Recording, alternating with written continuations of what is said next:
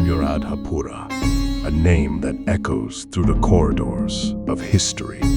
A kingdom bathed in moonlight, but darkened by ambition.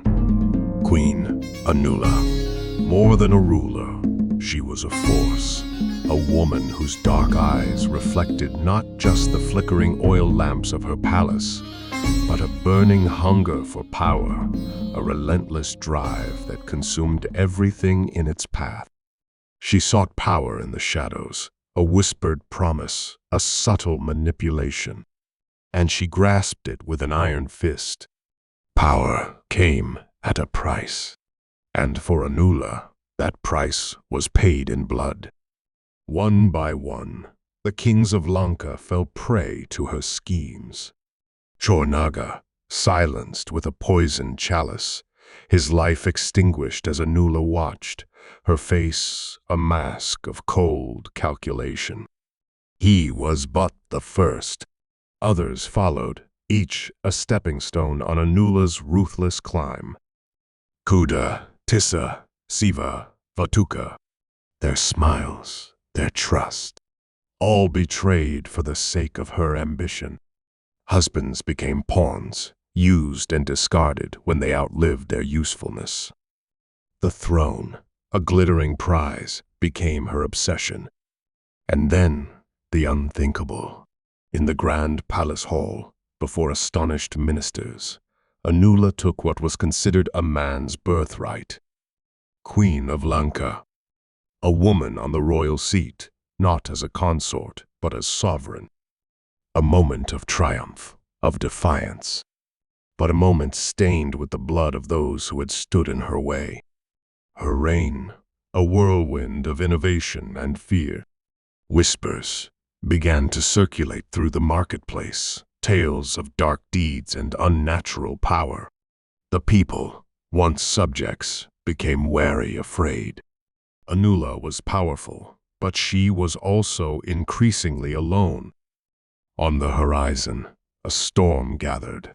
Kutakana Tissa, the exiled prince, returned, his eyes burning with righteous fury.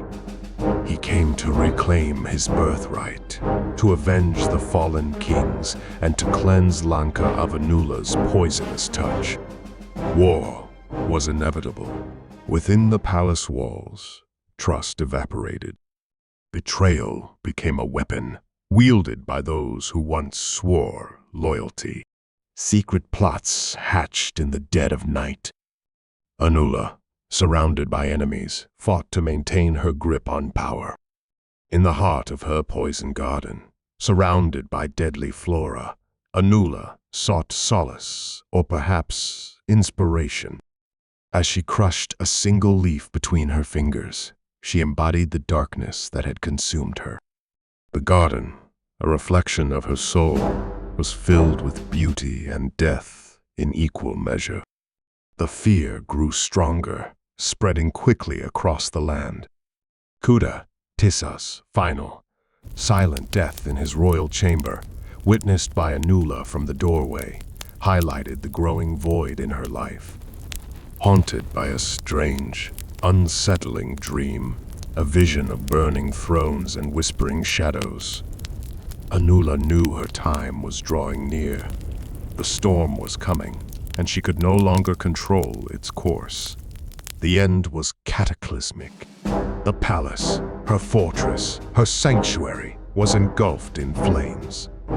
A scene mirroring the utter collapse of her empire, built on ambition and sustained by treachery.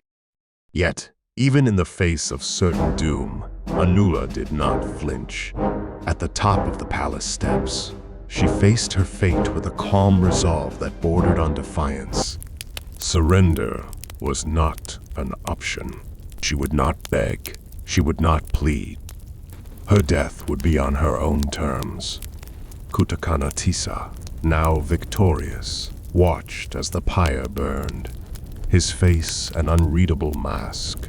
Did he feel justice had been served? Or did the embers of revenge still flicker within his heart? The answer remained locked within him, lost to the annals of history. As the flames consumed everything, Anula's last moments suggested not despair, but a strange acceptance. Was it resignation, or a final, silent act of defiance? Her legacy, complex and contradictory, lived on, her image fleetingly appearing in the smoke before dissolving into the night sky.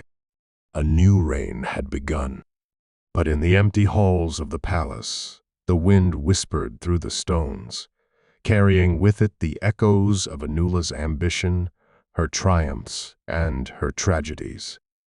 Her memory lingered, a shadowy figure forever etched in the tapestry of Lanka's history.